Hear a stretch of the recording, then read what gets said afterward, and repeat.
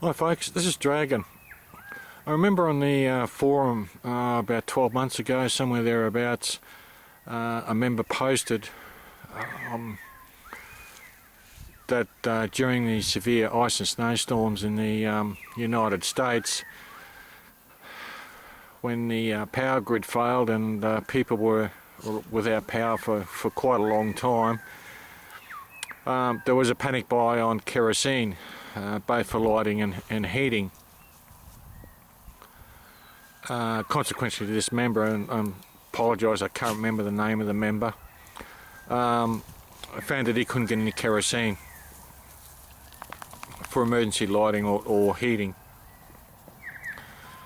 So in response to that post, I posted that what I've done in the past is that with hurricane lamps, I've used diesel as an alternative to kerosene, and it works quite well. We've used it quite a lot out at our retreat, again because most of my gear uses diesel. So at this point, the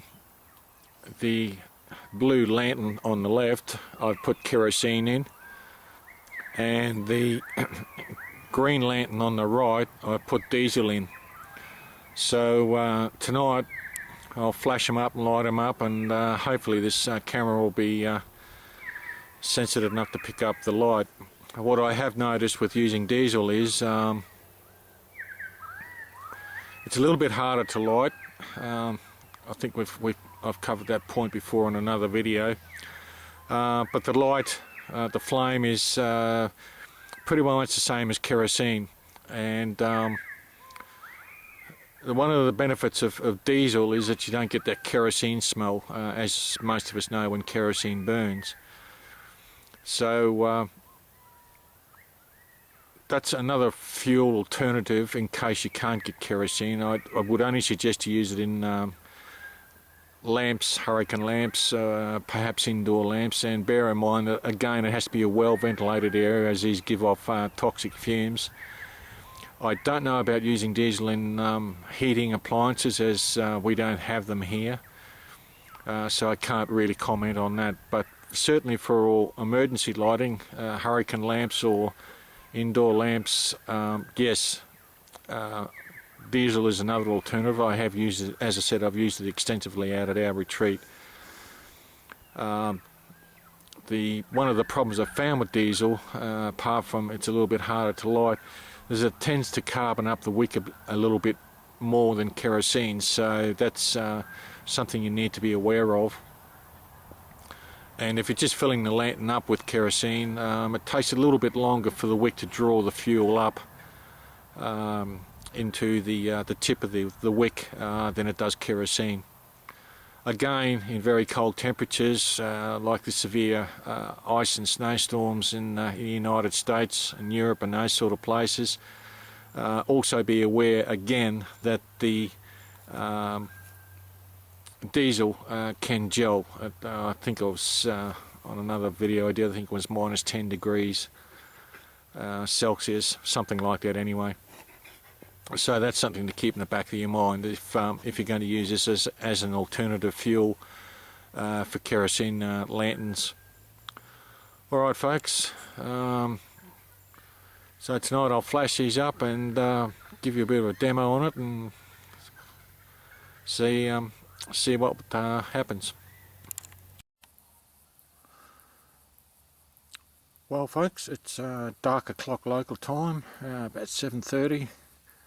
The lamp on the left, the blue lamp, the one filled with kerosene, I've just flashed it up. You can see it's burning there quite well. Trim the wick a bit.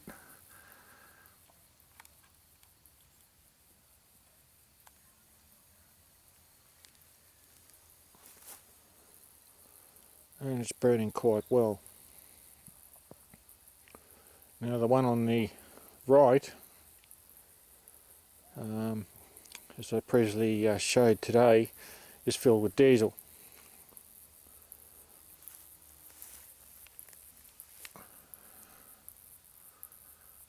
wick was trimmed about the same, and you can see the light on it is quite good. So if I just pan back, you can see there's very little difference in the actual light given off by these two lanterns.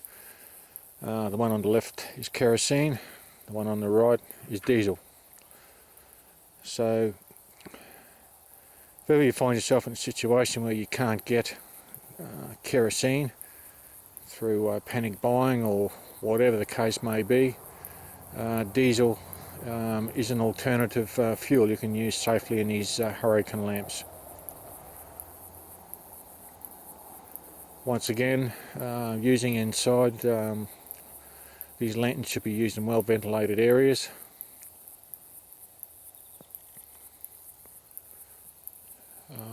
I think pretty well everyone on the forum knows how to use these hurricane lamps, so but just be aware of any fuel leaks before you flash them up, clean it off, and that's just another alternative fuel you can use in these hurricane lamps when kerosine's not available. So thanks for watching, folks.